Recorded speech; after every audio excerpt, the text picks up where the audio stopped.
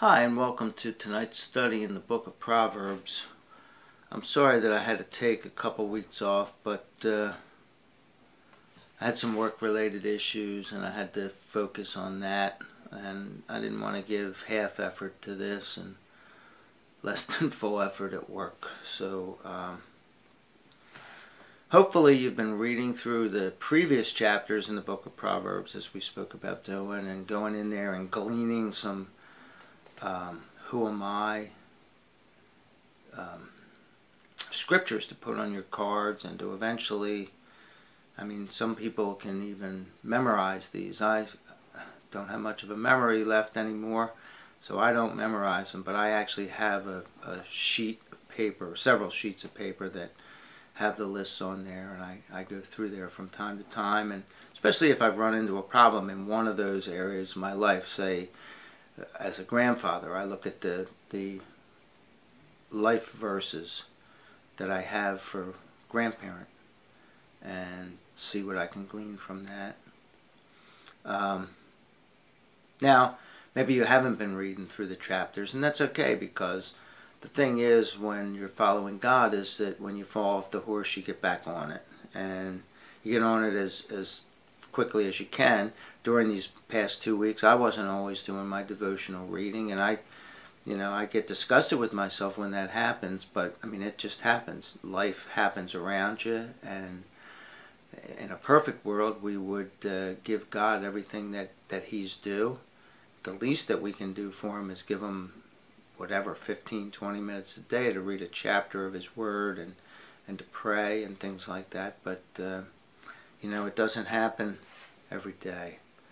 So, and the thing is about God is, as many times as you come back after you fall off the horse, if you come up to the horse again, He's a God who's going to put you right back up on it, get you riding again. Now, let's get started. Chapter 11, verse 1 says this: "The Lord abhors dishonest scales, but an accurate weight is His delight." Now, abhor is a really strong word in English and in the original Hebrew. So if God abhors something, we should want to avoid it at all costs. And dishonest scales are caused by the weight that we put on them. In this case, the literal translation is that the Lord loves a perfect stone. And so what you would do is you would put a stone of a certain weight on a scale, and then you put silver or gold or whatever grain or something that you're weighing on the other side, and it would tell you how much it weighed. So there are ways to make it look like the stone is lighter than it is. You hear people say, put your finger on the scale. Well, that's one way that you can do it, is you can have your finger behind the scale, and you can make it look like, well, hey, you know that this, put this in your hand, sir. You can feel what it weighs. It weighs, whatever, an ounce. And now let me put it on the scale, but in back of the stone, you're putting your finger down there. So, but what happens when you're doing that is that you're gypping the other party. So we see that at the non-spiritual, the everyday level, that God hates people who take advantage of other people in the marketplace. And at the spiritual level, looking at this at the the worldly level, is if we feel a need to gyp others in the marketplace, at work, wherever, if we feel that need, then we feel that the God who said that He would provide for us would not do it. So He's definitely going to abhor that, because we don't trust Him. It's like when Abram took Sarai and his family, and God said to go to the promised land, and he went there eventually. As soon as he got there, there was a famine, so he went down to Egypt, and we don't know if God wanted him to go down to Egypt, but what did he do when he got down there? He gypped Pharaoh. he started telling everybody like, oh, well, Sarai is my sister. And in his mind, he could make that connection because Sarai was, I think, his half-sister. But more than that, she was his wife, so it was a lie. Even, and you know, a half-truth is a whole lie. And God hates that. And that's what he's saying here. You know, another great example of this is televangelists. And some of these churches where, you know, they use deceptive worldly means of getting people to send their money in. You know, you see the guy on TV, he's got this magic handkerchief, and if you send $100, you're going to get this thing, and you're going to get $1,000. And what they're doing is they're deceiving the flock. They're taking that stone, and it's not a perfect stone. They're using an unfair weight to tell you to send something to them so that something will happen. And you know what? Whether that happens or not, because I believe that there are a lot of miracles that are done, spiritual miracles, that are not of God.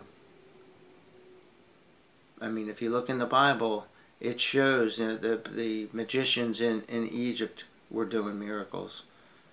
And Jesus said to the Pharisees, like, your children cast out demons. In whose name do they do that? So it's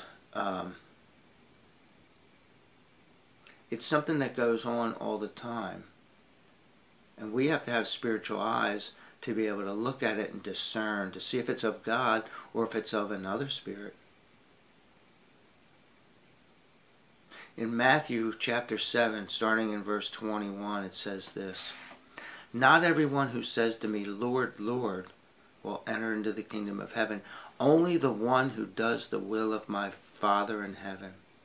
On that day, many will say to me, Lord, Lord. And once again, it's like, Lord, Lord. If you love me, you only have to say Lord once. Didn't we prophesy in your name? And in your name cast out demons and do many powerful deeds? Then I will declare to them, I never knew you. Go away from me, you lawbreakers. Now these are people casting out demons and doing other great deeds. You know, they prophesy. But notice what he doesn't say. He doesn't say this. Let me reword this. Not everyone who says to me, Lord, Lord, will enter into the kingdom of heaven. Only the one who does the will of my Father in heaven. On that day, many will say to me, Lord, Lord, didn't we worship you, seek your face, and call out your name? Didn't we ask you to show us prophecy, and cast out demons, and do mighty deeds for us? Then I will declare to them, I never knew you. Go away from me, you lawbreakers. See, God would never write that. You would never hear that in the Word of God. Because that's doing the will of the Father. And all these lying prophets in some of these big churches and on TV are using unfair scales. You know, so the guys in the Gucci suits, they better enjoy it now, because when they get to heaven, they're not going to hear, enter in my faithful servant. They're going to hear Matthew 7, 21 through 23.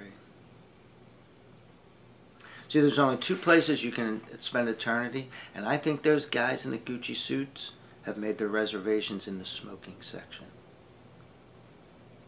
Don't be like them. Use honest scales in every part of your life. Now next week, read Proverbs 7, and we're going to do actually something that one of the people on YouTube asked me to talk about at a little greater length that I have, and it's on salvation, and it fits right into Proverbs 11:2. But read Proverbs 7, we'll catch up, get some more of those who am I phrases and into your cards, so that we can start to lead that life, that Bible-centered life, that God-centered life. Until then, God bless you.